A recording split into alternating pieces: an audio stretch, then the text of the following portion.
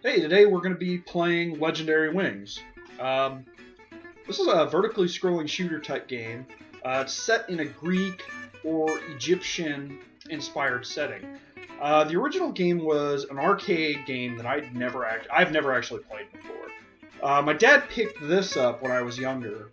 I'm not sure what inspired him to pick it up, but I'm glad he did. He was really always into the space shooters and those types of games whenever he was younger. Um, this has always been an incredibly nostalgic game for me. It's fun, fast paced, and hard enough to provide a challenge without wanting to tear your hair out when you play it. Legendary Wings is a one or two player simultaneous game, though I've never really played it much with a second player. I know my brother and I played it together when we were younger, but I only really started getting into it while playing one player.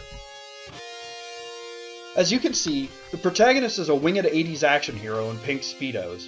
In the original Japanese arcade game, the main character was a woman named Michelle Hart. She shows up as a cameo in various more modern Capcom games, such as Marvel vs. Capcom.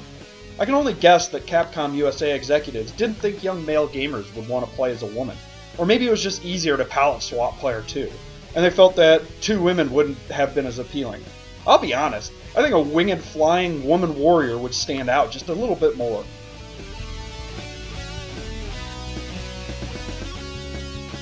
The weapons in this game are fun. As you collect a power-up capsule, your weapons will change. If you get hit, you revert to the last power-up weapon. If you make it to the final power-up, you can get hit 3 times before losing your weapon. One thing I recommend is trying to keep this final power-up as best you can. The level end bosses are a pain without it.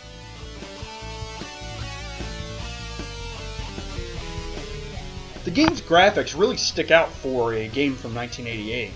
Everything looks really cool, and I love the techno-Greek setting. I always hear people say that graphics don't make the game, but they really help. I don't think I would have loved this game as much without the colorful and detailed graphics. Capcom always does great music, and they don't disappoint here. Every level has its own theme, and they're all great. I do find it a bit disappointing that some of the music is lost when you're shooting, but I guess that's just a limitation of the time.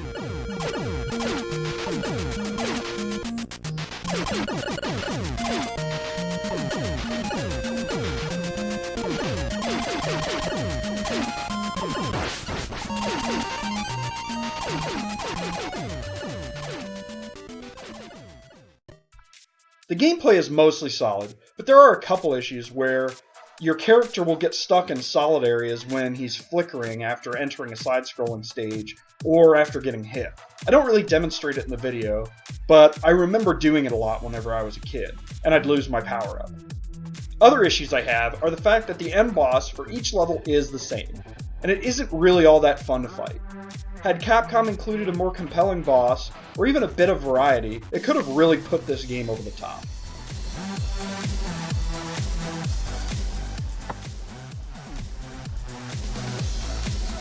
The best part of the gameplay is the fact that you can reasonably dodge everything that's happening on screen. If you don't, you aren't cruelly punished for it, like in just about every other scrolling shooter in existence. You lose a power-up, which you can gain back after a while. It's not to say that this game is easy, it's just more reasonably challenging than, say, Gradius. As I've gotten older, I appreciate games that give me a good challenge without sucking a ton of time out of my schedule. I can always pop in Legendary Wings if I'm really hankering for some 8-bit action, but I don't really want to spend my whole night playing video games.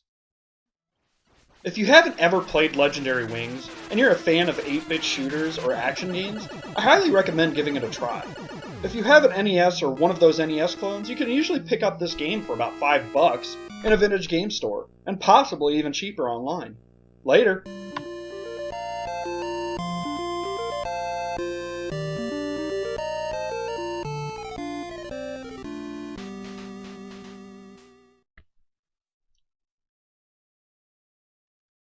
Yeah, burp. Alright.